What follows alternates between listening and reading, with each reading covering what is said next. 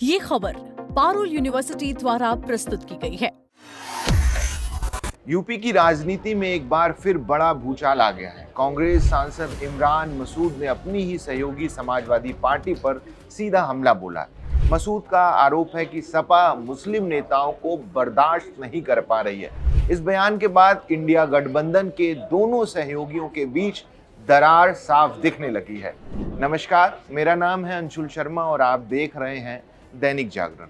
लोकसभा चुनाव साथ मिलकर लड़ने वाली समाजवादी पार्टी और कांग्रेस के बीच अब दरार गहरी होती दिख रही है।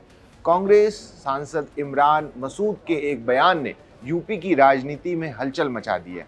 उनका कहना है कि सपा किसी भी मुस्लिम नेता को बर्दाश्त नहीं कर सकती और ये पार्टी मुसलमानों की लगातार उपेक्षा कर रही है। आइए जानते हैं कि आखिर क्या है पूरा मामला और कैसे इस बयान ने दोनों दलों के बीच तनाव बढ़ाया है।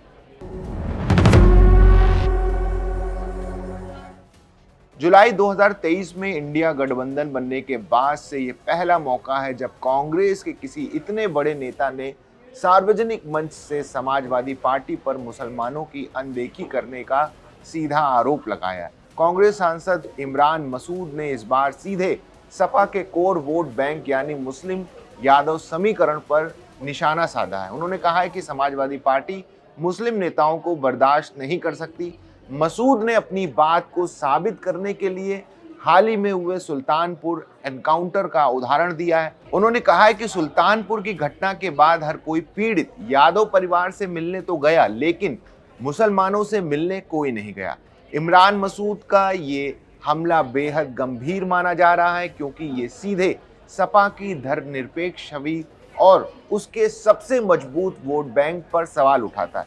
मसूद के इस तीखे बयान ने सपा नेताओं को हैरान कर दिया है।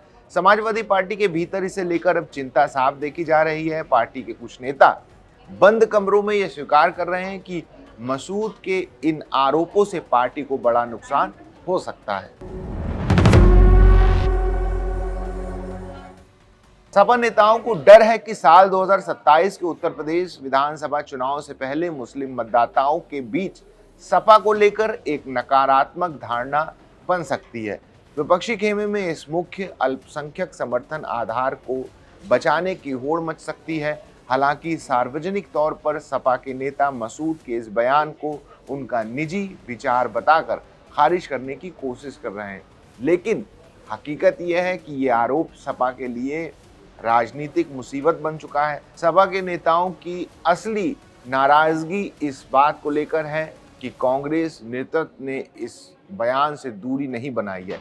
उत्तर प्रदेश कांग्रेस के अध्यक्ष अजय राय ने सार्वजनिक रूप से इमरान मसूद का समर्थन कर दिया है। अजय राय ने कहा है कि कांग्रेस एक राष्ट्रीय पार्टी है और वो राज्य में खुद को मजबूत बनाना चाहती है। उन्होंने मसूद को सम्मानित सांसद और बड़ा अल्पसंख्यक नेता बताते हुए कहा है कि कांग्रेस का हर कार्यकर्ता उनके साथ खड़ा है। कांग्रेस के इस रवैये ने समाजवादी पार्टी के घावों पर नमक छिड़कने का काम किया है। सपा नेताओं का मानना है कि इसके पीछे कांग्रेस की मूक सहमति है। इमरान मसूद के इस बयान ने साल 2024 के लोकसभा चुनाव के बाद से कांग्रेस और समाजवादी पार्टी के बीच चल रहे अंदरूनी तनाव को पूरी तरह से उजागर कर दिया। भले ही दोनों दलों ने लोकसभा चुनाव मिलकर लड़ा और राज्य की 80 सीटों में से रिकॉर्ड 43 सीटें जीती हैं, जिसमें सपा को 37 और कांग्रेस को 6 सीटें मिली हैं, लेकिन उसके बाद से ही दोनों के बीच खींचतान जारी है।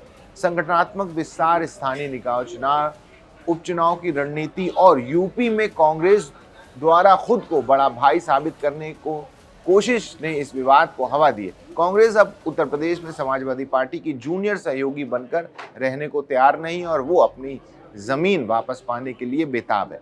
इमरान मसूद ने साफ कहा है कि कांग्रेस समाजवादी पार्टी के सामने भिखारियों की तरह गठबंधन की भीख नहीं मांगेगी।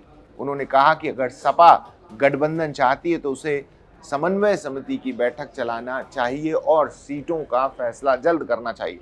मसूद ने यह भी दावा किया कि सपा की सीटें जो 2019 में 5 थी और 2024 में 37 हो गई, उसका श्रेय राहुल गांधी की भारत जोड़ो यात्रा को जाता है। तो ये थी उत्तर प्रदेश की सियासत से जुड़ी बड़ी खबर जिसने सपा और कांग्रेस के रिश्तों में तनाव बढ़ा दिया है।